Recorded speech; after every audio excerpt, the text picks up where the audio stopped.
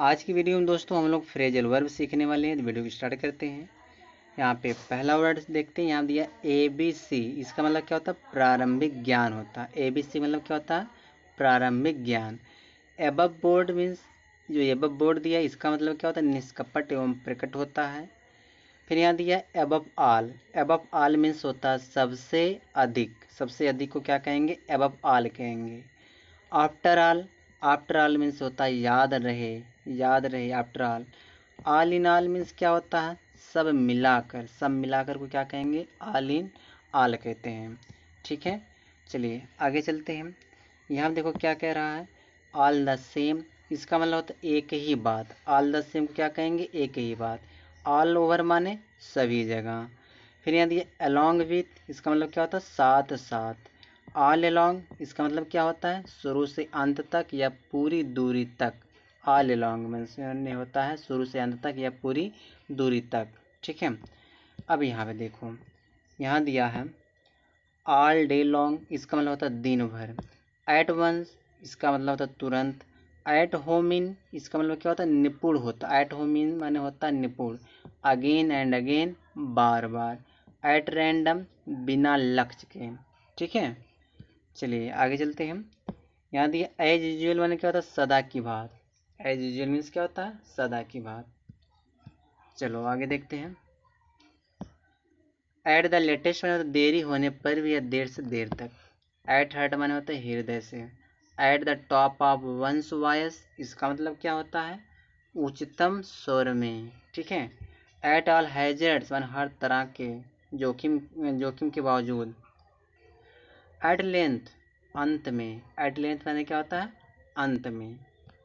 फिर देखो यहाँ दिया क्या है? एट एनिमिटी विथ इसका मतलब शत्रुता होता है। एट आई स्ट्रेच माने क्या होता है? लगातार।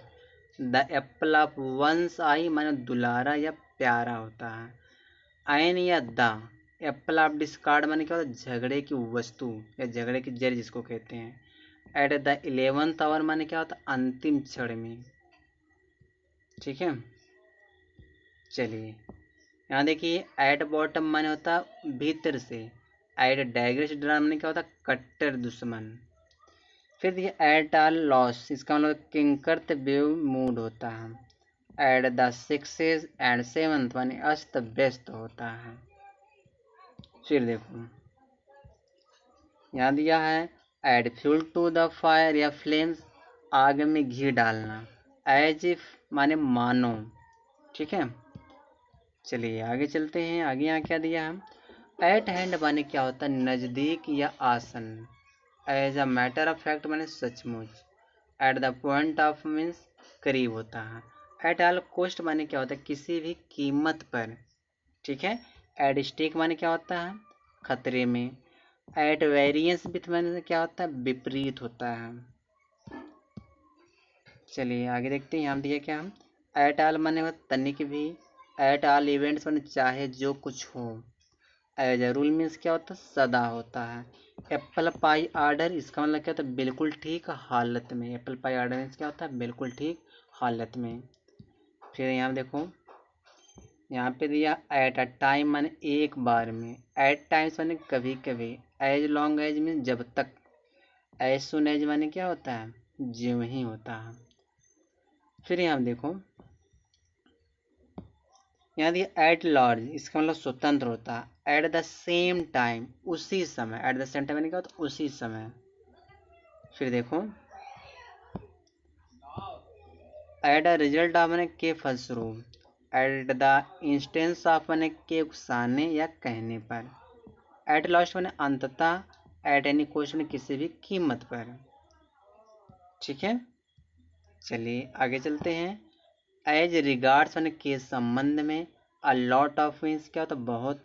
एट फर्स्ट माने शुरू में। एज अ होल माने होता है पूरे रूप में। फिर देखो at all once sorry all at once मतलब एकाएक। एट नो टाइम कभी नहीं। एट लीस्ट कम से कम। एट फॉल्ट गलती में। ठीक है, चलिए यहाँ देखिए आप। यहाँ दी आफ्टर अ फैशन किसी भी बात संतोषप्रद ढंग। ऑल टोल्ड माने सब मिलाकर, ऑल टोल्ड मतलब क्या होता है, सब मिलाकर। देखो ऑल ऑफ अ सडन माने अचानक, ऑल द रेज माने लोकप्रिय होता है, एज वेल एज मीन्स क्या होता है, के अलावा या साथ साथ होता है, एट एनी रेट माने हर हालत में चाहे जो हो। ठीक है, अब आगे देखते हैं आगे क्या दिया यहाँ पे। यहाँ दिया अटेंड टू मतलब ध्यान देना, ऑल द वाइल पूरे समय, एज फार बैक एज माने होता है पीछे तक। फिर यहाँ दिया देखो,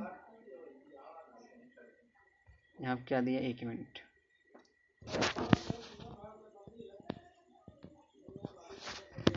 देखो यहाँ ड्यूटी बाउंड में अपने कार्य या कर्तव्य के लिए जरूरी होता है, उसको ड्यूटी बाउंड कहते हैं। फिर देखो यहाँ क्या दिया है,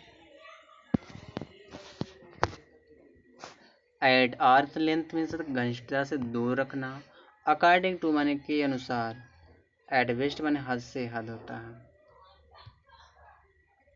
फिर यहाँ दिया एट लार्ज माने स्वतंत्र या बिना किसी रोक के। ठीक है, तो दोस्तों ये था 100 फ्रेजल वर्ब थे दोस्तों, और भी 100 से ऊपर ही होगा।